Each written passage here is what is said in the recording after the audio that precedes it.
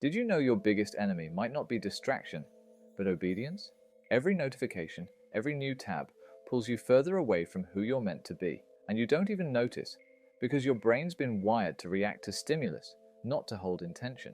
And if focus isn't some rare gift, but a skill you were never given a chance to train, then maybe the problem isn't you. It's the system that taught you to run without direction, because staying distracted is easy.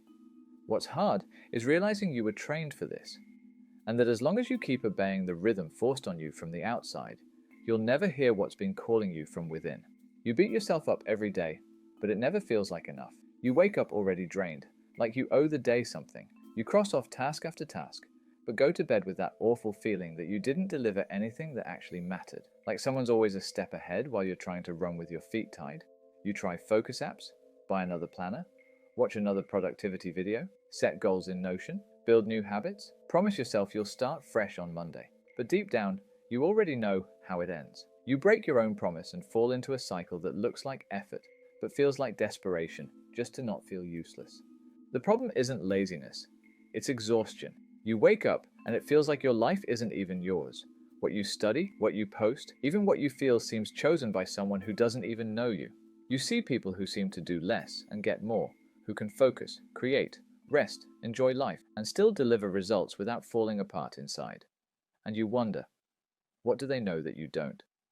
Maybe they don't know more. Maybe they just stopped obeying, while you're still trying to win at a game you never even chose to play. So every day you push yourself to perform, to produce, to prove, but no one ever taught you how to listen to yourself, to pause, to say no without guilt, to trust yourself without needing outside validation. And the more you try to fit into that ready-made mold, the further you drift from who you are and the more tired you feel. Practical formula. It all started on a random Tuesday, one of those days that already feels late the moment it begins. My head woke up cursing itself, and my body jumped into autopilot, trying to be someone I wasn't even sure I wanted to be. And it was during that ordinary morning, chugging cold coffee with a side of hot guilt, that I realized I was working way too hard just to be average. Not because I was dumb, just because I was trying the wrong way. The first shift was this. I stopped organizing my time and started organizing my energy. I used to make to-do lists. Now, I make to-you lists. Every morning, I look in the mirror and ask, brutally honest, which version of me showed up today? Some days I'm creative. Others, I just want to execute. Some days I'm social. Others, I want silence. And that's okay. The secret isn't forcing an ideal version of yourself. It's aligning the mission to the soldier that showed up. The second shift was how I start my day. I used to wake up glued to my phone, sucked into notifications, urgencies, and expectations that weren't even mine. Now, the first 30 minutes of my day are sacred. No phone, no replies, no rush. I write, I breathe, I think. I let my brain wake up before handing it over to the world, because how you start your day shapes how you respond to it. Third change. I stopped planning and started documenting. It sounds like a small thing, but it's revolutionary. Instead of setting impossible goals and lofty outcomes, I just write down what I did, what I felt, and where I got stuck, every single day.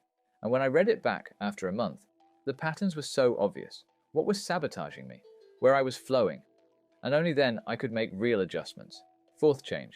I swapped ambition for intention. I used to want to be the best in the room. Now I just want to be real with myself. I used to chase applause. Now I chase peace. When I changed why I was doing things, my motivation stopped swinging. Because now I work for me, not for someone else's expectations. Fifth shift. I accepted that stopping is also progress. And I don't just mean sleeping or taking breaks. I mean stopping the scroll, the comparison, the constant production. Doing nothing became a ritual for creativity. Emptiness became fertile ground.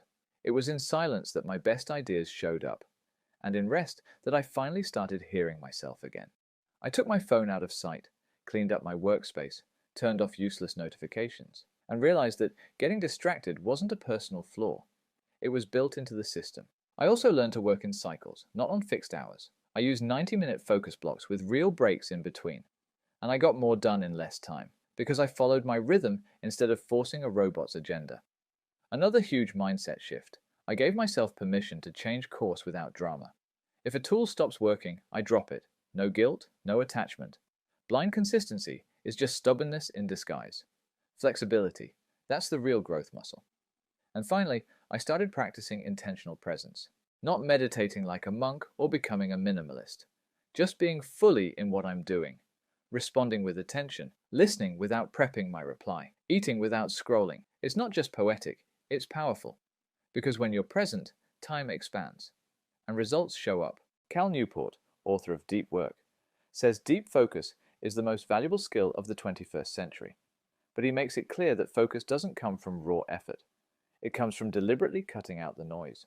It takes guts to say no, to reject someone else's agenda, to step out of the flood of notifications that hijack your attention without you even realizing it.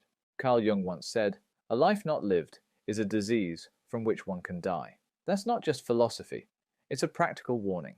Because if you spend your life chasing external standards, you'll get sick trying to perform. If this video hit home for you, if even one part touched a place no one usually reaches, subscribe to the channel. This is for the ones who are done with fitting in and ready to start living with more intention, more presence, and the courage to say no.